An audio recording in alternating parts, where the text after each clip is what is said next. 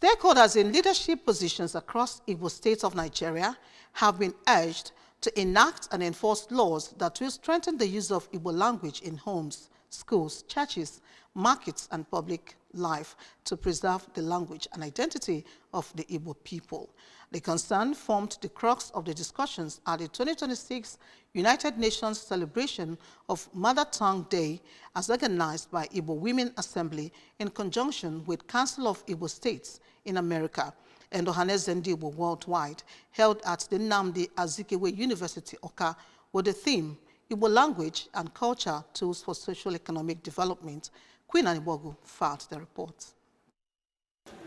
Anambra State Commissioner for Culture, Entertainment and Tourism, Mr. Don Onyenji, pointed out that Governor Chukwuma Soludo, even before he became the governor of Anambra State, has always been in showcasing that he is a core Igbo man by excelling in different areas of life, and now, as he is in the helm of affairs of the state, has restored Igbo core values by separating fake practitioners of Igbo culture and tradition from the genuine ones, which he said is the reason there is calmness in the state, and assured that the government will work with the communique realized from the gathering. If Igbo na the Governor Chukwuma Soludo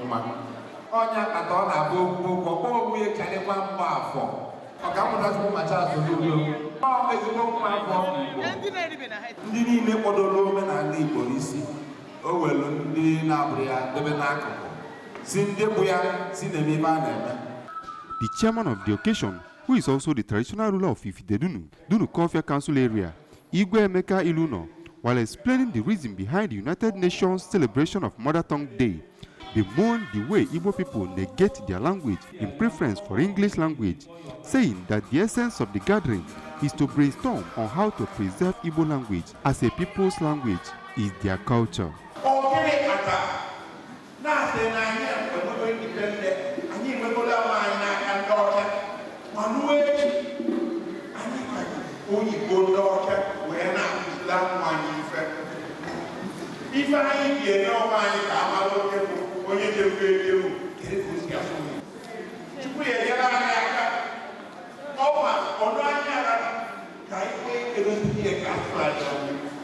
The president of Igbo Women Assembly, Lolo Nneka Chimezie, explained that the group is passionate about ensuring that the 2006 United Nations prediction that Igbo language will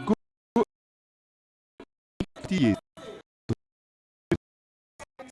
at the United Nations Mother Tongue Day and reflect on their beloved Igbo language, and the individual efforts of late Chief F.C. Obalu and Professor Peter Ejiofor noted that individual and group efforts are not enough to save Igbo language, but the use of collective and enforceable approach. If our governors, if we can get them to make some is also make some mini laws and then some unions, I'm sure they will put an end to this and make Igbo language the most spoken language in Nigeria.